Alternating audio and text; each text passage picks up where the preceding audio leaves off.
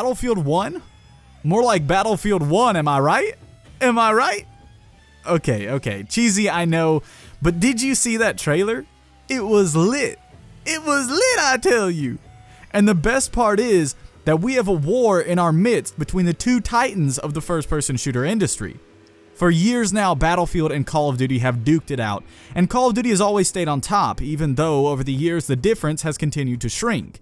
And this year, DICE has thrown a live grenade into a locked room with Infinity Ward in it. Not sure exactly what I'm talking about.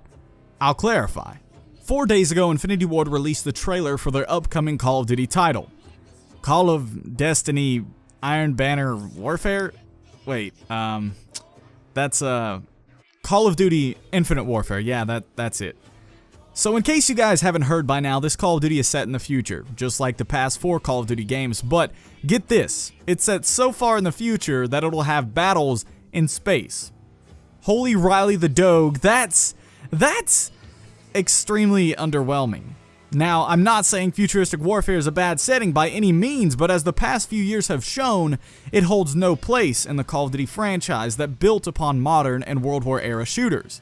And this opinion is not just mine, trust me, it's shared by at least a good 500,000 other people, as shown on their reveal trailer, which has broken the record for the most disliked video game trailer of all time. Now, what this has done is allowed DICE to sweep in with Battlefield 1 to win. See what I did there? Okay.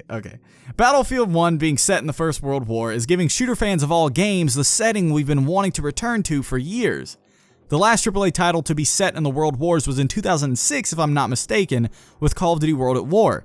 And I don't know if there's ever been a full-on AAA World War I game either.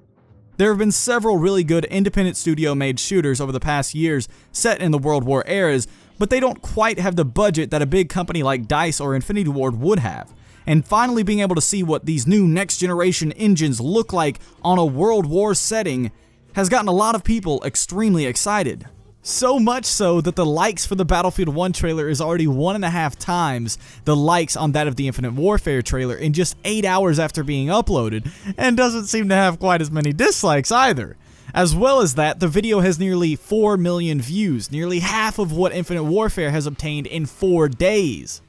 Now, with it in mind that people are upset with Infinity Ward's choice for the setting in their game, excuses have been said that they did not have the time to adjust to the fans' demands and the unpredicted dislike of the futuristic genre in both Advanced Warfare and Black Ops 3, seeing as they were already working on the game since before Advanced Warfare was released. Now, this excuse might have flown if it weren't for the fact that DICE has been working on Battlefield 1 alongside Battlefront for the last 3 years since Battlefield 4 was released, and the simple fact is that this dislike for futuristic-based shooters is nothing new, and that the demand for a World War-era shooter has been there for years.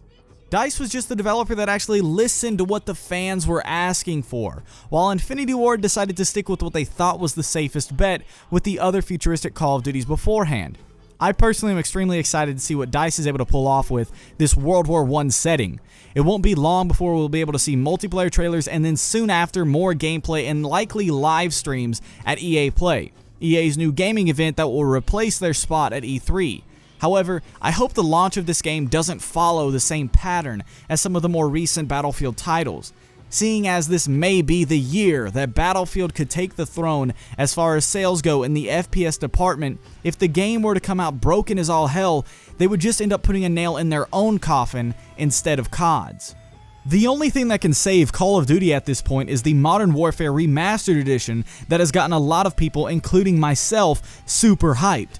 What I hope happens, however, is that the community can boycott buying Infinite Warfare, making Activision stop and think before they start giving us games we don't want again, and force their hand in releasing Call of Duty 4 Remastered as a separate game entirely. If they were to do that, they would definitely make loads of money off of the Remastered, and then whatever they get with Infinite Warfare as well, much more than they would bundling them together, and it would be the smartest choice for them overall. But Activision has shown time and time again that they aren't very keen on making smart choices, or we'd have a World War-based Call of Duty this year as well. Anyways, guys, that is all for this video. I hope you guys have enjoyed. If you guys did, then please be sure to leave a like and subscribe if you haven't already. I'd love to hear all your opinions on both Battlefield 1 and Call of Duty Infinite Warfare in the comment section down below. But as always, this has been Lupus, and remember, stay gold.